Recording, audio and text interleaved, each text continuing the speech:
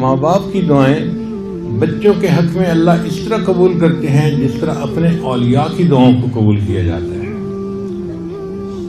تو ماں جیسی بھی ہو بچوں کے لیے دعا کرتی رہے گا۔ مجھے آج بھی یاد ہے کہ بہت چھوٹی عمر تھی میری، 2 سال 3 سال کی عمر ہوگی۔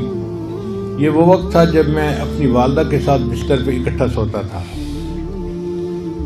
تو کئی مرتبہ رات کو میری آنکھ کھلتی تو میں دیکھتا کہ والدہ بستر پہ نہیں ہے، تو میں اٹھ کے بیٹھ جاتا تھا۔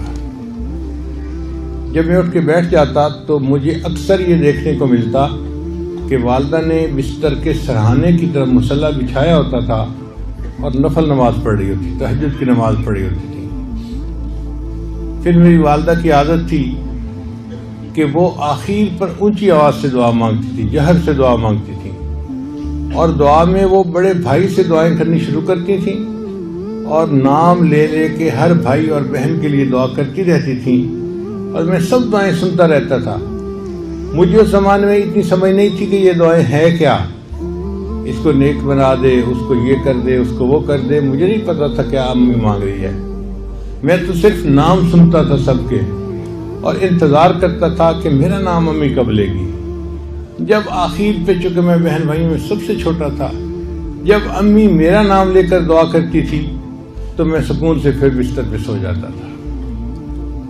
یہ والدہ کی تہجد کی وہ دعائیں ہیں کہ جن کی وجہ سے اللہ نے میرے اوپر رحمت فرمائی، میری جہالت پہ پردے ڈال دیے، اور اللہ تعالیٰ نے دنیا میں مجھے عزتوں سے نوازا۔ یہ والدین کی دعائیں اللہ کے یہاں اس طرح قبول ہوتی ہیں کہ بخاری شریف لوگ پڑھتے ہیں، امام بخاری رحمۃ اللہ بچپن میں نابینا ہو گئے تھے، آنکھوں کی بینائی چلی گئی تھی، کچھ نظر نہیں آتا تھا۔ ان کی والدہ نے ان کے لیے رو رو کے اللہ سے دعا مانگی، اللہ نے امام بخاری کو دوبارہ بینائی عطا فرما دی اور اتنے بڑے وہ محدث بن گئے۔ تو ماں کی دعا جنت کی ہوا، اس میں کوئی شک نہیں ہے۔